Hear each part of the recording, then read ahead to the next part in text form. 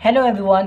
तो जैसा कि हम लोग देख रहे थे MCS 13 का जून 24 का सॉल्यूशन, तो आज हम लोग देखेंगे 1 का H नंबर क्वेश्चन। तो यहाँ देखिए, if f is equal to 1 2 3 2 3 1 and g is equal to 1 2 3 3 2 1, तो find f of g and g O f।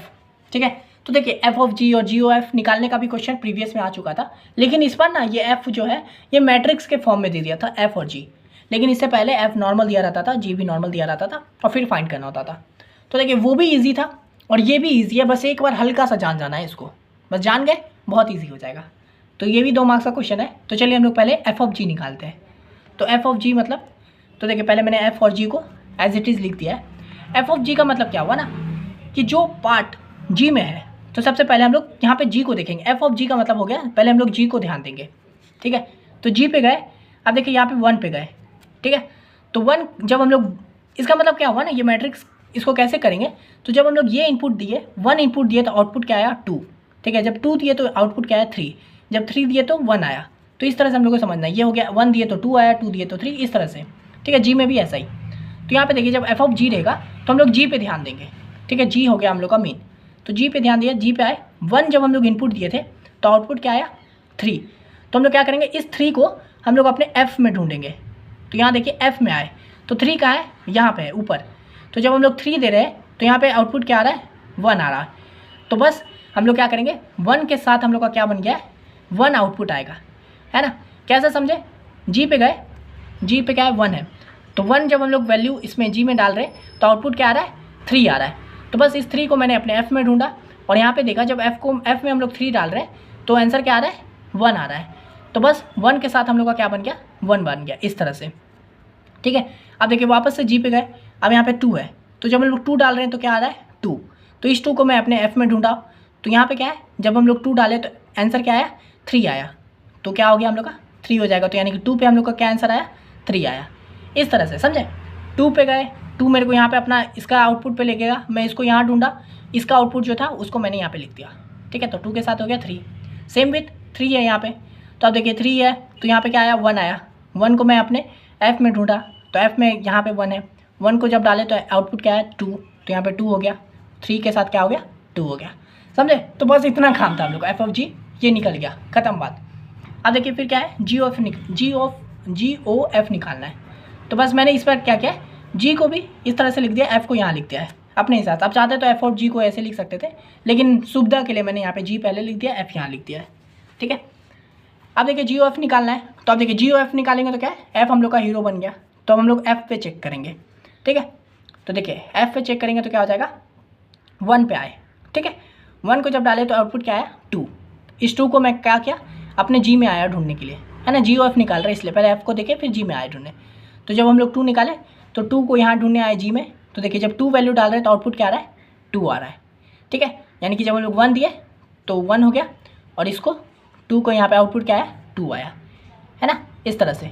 फिर देखिए 2 जब ढूंढने गए तो 2 का 2 कर दिए, जब 2 का वैल्यू डाले यहाँ पे तो आउटपुट क्या आया 3। इस 3 को मैं अपने जी में ढूंढने गया, तो जी में यहाँ पे 3 है, तो 3 के साथ क्या था 1, तो 1 हो गया, यानी कि 2 के साथ क्या आ गया 1 आ गया। सेम विथ 3 को जब डाले तो 1 आया, 1 को यहाँ ढूंढे तो 1 यहाँ पे, 1 के साथ क्या आउटपुट है 3, तो जब 3 डाले तो वैल्यू क्या आया 3। तो ये हो गया हम लोग का G O F, F O F, F of G, समझे। तो बस इतना ही काम था हम लोग का इसका, एफ ऑफ जी और जी ओ एफ निकालने के लिए। ठीक है, अब चलिए हम लोग इसका नेक्स्ट क्वेश्चन देखते हैं। तो देखिए ये क्वेश्चन है I number question, use mathematical induction to prove. ये हम लोग को मैथमेटिकल इंडक्शन करके प्रूव करना है। ठीक है, ये भी क्वेश्चन 2 मार्क्स में है, हालांकि ये क्वेश्चन 2 मार्क्स का नहीं है, इसको कम से कम 4 मार्क्स में तो होना ही चाहिए था। पहले 4 मार्क्स में आता था, 4 मार्क्स 5 मार्क्स में आता था, लेकिन अब नहीं पता सबको 2 मार्क्स में कर दिया है। ठीक है, तो चलिए हम लोग इसको भी कर लेते हैं, मैथमेटिकल इंडक्शन। अगर आप फर्स्ट सेमेस्टर को सही से पढ़े होंगे ना BCS 12 को, तो आप लोग को पता होगा मैं MI का क्वेश्चन ये सब पहले कई बार बना चुके हैं आप, सेम बनेगा, समझे। तो यहाँ पे देखिए हम लोग इसको प्रूव करेंगे। तो देखिए इसको 3 स्टेप में प्रूव कर सकते हैं। ठीक है, तो पहला स्टेप है, ये जो वैल्यू हम लोग को दिया हुआ है ना क्वेश्चन, इसको Pn मान लेते हैं। तो let Pn is equal to this, यही लिख दिए सिंपल। ठीक है, अब क्या करेंगे, n की जगह पे हम लोग 1 पुट करेंगे, put n is equal to 1। अब यहाँ पे देखिए LHS में ये पार्ट है, तो यहाँ पे हम लोग इसको लिख देंगे ऐसी, और यहाँ पे n की जगह पे, ये सब तो सिंपल है चल रहा है, तो इसलिए यहाँ पे कुछ नहीं होगा। लास्ट में n है तो n वाला पार्ट को सिर्फ लिखेंगे। तो 1 n की जगह पे 1 हो गया 1, फिर n+1 तो 1+1 इज इक्वल टू इधर भी 1 पुट कर देंगे तो 1 डिवाइडेड बाई n की जगह 1 तो 1 + 1, ठीक है।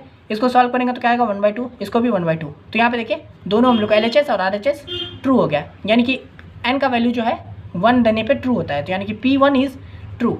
हम लोगों ने P1 को ट्रू प्रूव कर दिया। ये हो गया हम लोग का स्टेप 1। स्टेप 1 में बस इतना ही काम करना था। अब देखिए स्टेप 2 क्या करेंगे, लेट PK इज़ ट्रू। इसमें क्या करेंगे ना, सिंपल जहाँ पे n है वहाँ पे बस PK कर देंगे, n की जगह पे बस k कर देंगे। तो PK इज इक्वल टू जहाँ जहाँ n है वहाँ k कर दो, तो यहाँ n की जगह k हो जाएगा, यहाँ पे भी k हो जाएगा, यहाँ पे भी सब जगह k हो जाएगा। तो बस वही लिखे, देख रहे 1 divided by k plus k into k plus 1, और यहाँ पे भी k divided by k plus 1। बस सिंपल वही के n की जगह k पुट कर दिए और इसको इक्वेशन 1 मान लिए, ठीक है। अब देखिए ये हो गया हम लोग का स्टेप 2 खत्म, इतना ही काम था। अब देखिए स्टेप 3 में हम लोग को क्या करना है, now we have to prove that PK+1 is also true. हम लोग को अब क्या करना है, PK जो है हम लोगों ने ट्रू मान लिया, अब हम लोग को करना है क्या है, K+1 को भी ट्रू प्रूव करना है, ठीक है। तो बस यही काम है। तो अब क्या करेंगे हम लोग, जहाँ जहाँ K है वहाँ पे K+1 लिख देंगे। तो K की जगह PK+1 ये पूरा रहेगा। अब देखिए यहाँ पे इसको तो लिख देंगे 1 डिवाइडेड बाई K+1 तो रहेगा इतना दूर, उसके आगे क्या होगा, अब यहाँ पे K की जगह पे K+1 लिख देंगे। तो 1 डिवाइडेड बाई K की जगह पे K+1 हो गया, यहाँ पे भी K की जगह पे K+1 हो गया, और ये +1 एज इट इज़ रहा, यहाँ पे भी K+1 हो गया, K+1 डिवाइडेड बाई ये K की जगह पे K+1, और ये जो +1 है वो +1 यहाँ पे एग्जैक्टली लिखा गया, ठीक है। अब देखिए इसको आगे सॉल्व करेंगे तो बस यहाँ पे ये सब सेम ही है, बस यहाँ पे मैंने K+2 कर दिया है, और यहाँ पे भी K+1 और K+2 कर दिया है, ठीक है। तो ये हो गया। अब देखिए आगे, तो हम लोग का ये जो वैल्यू था, इस पूरे वैल्यू को इतना दूर को देखिए, ये जो है हम लोग का, ये हम लोग का किसी के बराबर है कि नहीं। ये देखिए हम लोग जो लिए थे 1, ये जो K+1 तक जो है is equal to K divided by K+1 है, यानी कि इतना दूर का वैल्यू जो है हम लोग का K डिवाइडेड बाई K+1 है कि नहीं। तो इस जगह पे, इस पूरे की जगह पे हम लोग ये लिख सकते हैं ना K/K+1, है ना। तो बस वही किया हूँ मैं, इस पूरी जगह पे ये K/K+1 लिख दिया हूँ, और फिर ये जो प्लस है ये जो है एज इट इज़ लिख दिया हूँ। तो देखिए वही लिखा है K/K+1 प्लस ये जो है 1 डिवाइडेड बाई K+1 K+2, उसको एज इट इज़ लिख दिया हूँ। ये किससे हुआ है हम लोग का, फ्रॉम इक्वेशन 1, है ना। इक्वेशन 1 से मैंने इस पूरे वैल्यू की जगह पे ये वैल्यू को पुट कर दिया है, ठीक है।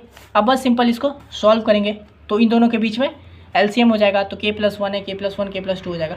तो इन दोनों के बीच में LCM होगा तो क्या आ जाएगा, K+1 K+2, ये आप लोग को पता होगा, बेसिक चीज़ है। K+1 K+2 हो गया।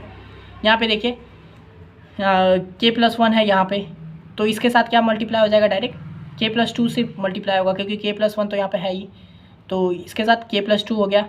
यहाँ पे K+1 K+2 है तो यहाँ पे भी है, तो इसके साथ तो 1 ही मल्टीप्लाई होगा, तो 1 का 1। ये बेसिक है, ये आपको आता होगा, ठीक है। आप BCA कर रहे हो, इतना अगर नहीं आ रहा है तो फिर दिक्कत है आप लोग के लिए, ठीक है। ये कर दिए, उसके बाद इसको आगे सॉल्व करेंगे तो ये K को इसके साथ मल्टीप्लाई करेंगे अंदर सबके साथ, तो क्या हो जाएगा K² प्लस 2K प्लस 1, ये सेम रहेगा K+1 K+2।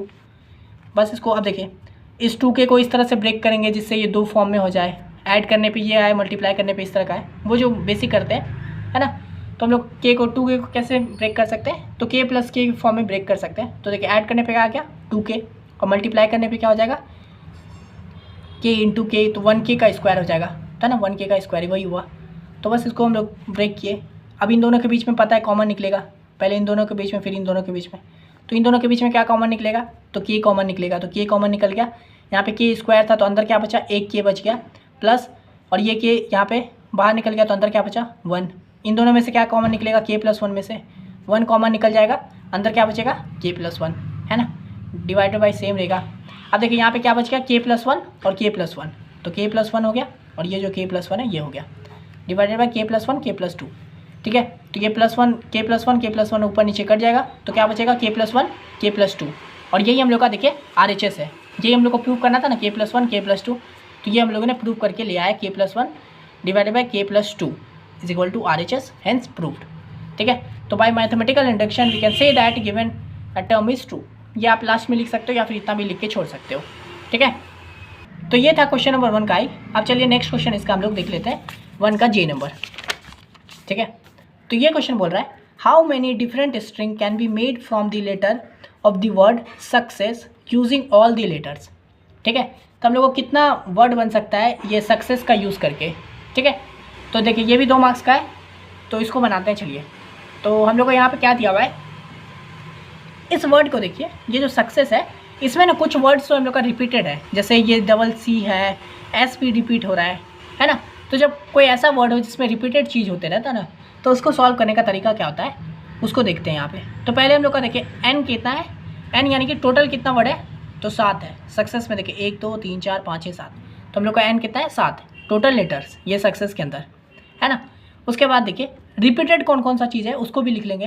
तो यहाँ पे देखिए हम लोग का एस रिपीट हो रहा है 1 2 3, तो एस जो है कितनी बार रिपीट हो रहा है 3 टाइम्स।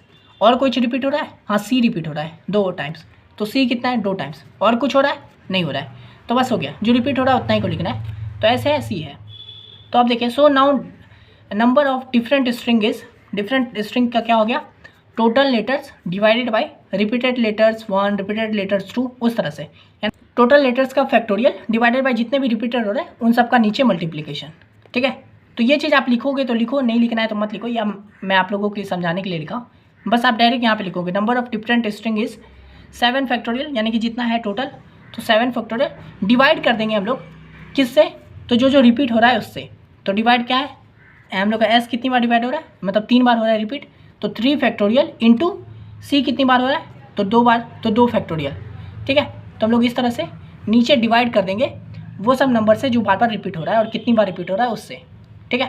तो देखिए जब 7 फैक्टोरियल करेंगे तो आ जाएगा 5040 डिवाइडेड बाय 3 का फैक्टोरियल होता है 6, 2 का फैक्टोरियल होता है 2, 7 का फैक्टोरियल आप समझे ना, 7 मतलब फैक्टोरियल मतलब क्या, 7 into 6 into 5 into 4 into 3 into 2 into 1, ठीक है, ये होता है फैक्टोरियल। तो इनको मल्टीप्लाई करेंगे तो 5040 आएगा। इसी तरह से 3 को 6 आएगा, 2 का ये। अब इन दोनों को सॉल्व करोगे तो 12, इसको डिवाइड कर दोगे तो आएगा 420, ठीक है। तो ये हो गया हम लोग का आंसर 420, ठीक है। तो इस तरह से हम लोगों ने कितना डिफरेंट स्ट्रिंग बनेगा हम लोग का, तो 420 डिफरेंट स्ट्रिंग बनेगा इसका यूज़ करके सक्सेस का, ठीक है। तो इस तरह का क्वेश्चन था, ये काफ़ी सिंपल था, आशा करते हैं समझ में आ गया होगा और ये वीडियो भी आपको पूरा समझ में आ गया होगा। देखिए पहला नंबर क्वेश्चन जो होता है हम लोग का, ये कंपलसरी होता है MCS 13 के एग्ज़ाम में। इसमें आपको जैसे अभी 10 क्वेश्चन है, पहले 8 ही क्वेश्चन आता था या 7 क्वेश्चन आता था उस तरह से, लेकिन अब हम लोग का 2-2 मार्क्स करके 10 क्वेश्चन आता है, ठीक है। 1 नंबर क्वेश्चन कंपलसरी होता है, उसके बाद जितने क्वेश्चन बनते हैं उसमें एनी 3 करना होता है, ठीक है। तो ये हम लोगों ने पूरा बता दिया है आपको। तो आशा करते हैं मेरा वीडियो अच्छे से समझ में आ गया होगा। अगर आपको PDF चाहिए तो आपको पता है क्या करना है, इंस्टा पे मैसेज कीजिए, इंस्टा का लिंक डिस्क्रिप्शन में दिया हुआ है, वहाँ पे आके मैसेज कीजिए, इस वीडियो का लिंक कॉपी कीजिए, वहाँ पेस्ट कर दीजिए, ठीक है। बस इतना करना है। मैं समझ जाऊँ आपको PDF चाहिए, मैं वहाँ पे बता दूंगा कैसे पे करना है। ये फ्री PDF नहीं होगा, पेड PDF होगा, तो मैं वहाँ पे को बताऊँगा कैसे पे करना है, आप पे करोगे और फिर मैं ये आपको PDF वहाँ दे दूँगा, ठीक है। तो इस वीडियो के लिए इतना ही, मिलते हैं नेक्स्ट वीडियो में, तब तक के लिए धन्यवाद।